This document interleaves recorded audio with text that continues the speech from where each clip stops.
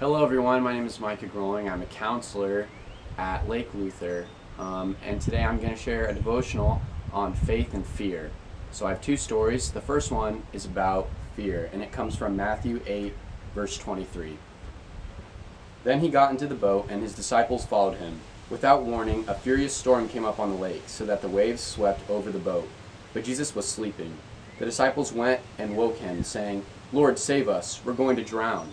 He replied, "You have little faith, why are you so afraid?" Then he got up and rebuked the winds and the waves, and it was completely calm. The men were amazed and asked, "What kind of man is this? Even the waves obey him." Okay, and I'm going to read a story from Mark, verse 25. And a woman was there who had been subject to bleeding for 12 years.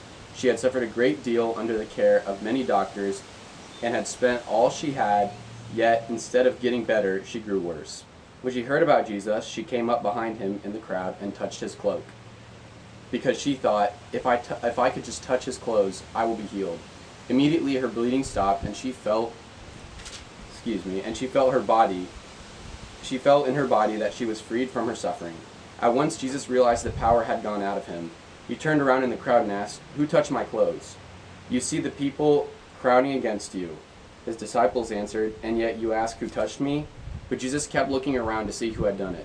Then the woman, knowing what had happened to her, came and fell at his feet, trembling with fear, told him the whole truth. He said to her, "Daughter, your faith has healed you. Go in peace and be freed from your suffering." So the first story is a story about fear. The second story is a story about faith. Now, every day you have two choices. You can choose between faith and fear. When you wake up in the morning, the first thing you do is get out of your bed. You have faith that your feet are going to catch you and that they're going to be there. Same thing applies with you're driving a car. The brakes are going to work, and you're going to have faith that they're going to be there. Imagine a world where brakes didn't work all the time, and they only worked 50% of the time. Then everything would be chaos. There would be so much more fear. You put your faith in a lot of things, but people have a lot of trouble putting their faith in God. We as humans think that we have more power than God does. We like to have control over our own lives. So thus we have lots of fear, and we have struggles when we try to let God take the handles.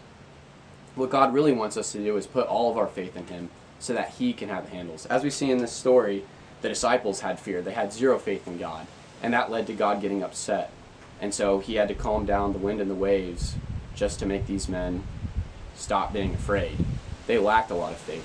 But in the second story, the woman held more faith than all of the disciples did, which I find very funny. She had faith to go and touch Jesus' robe, and Jesus was amazed by this because she had so much faith in Jesus. She had heard the things about him, and she knew that if she could just touch him, she would be healed. So God wants us to make these decisions of faith every day and put all of our faith in him. I have a couple of reflection questions to think about after this. Does your faith in an unseen God propel you to action each day? In what areas of your life are you doubting God's promises? What part does God have for you to play in growing your own faith? That's all I have. Thank you.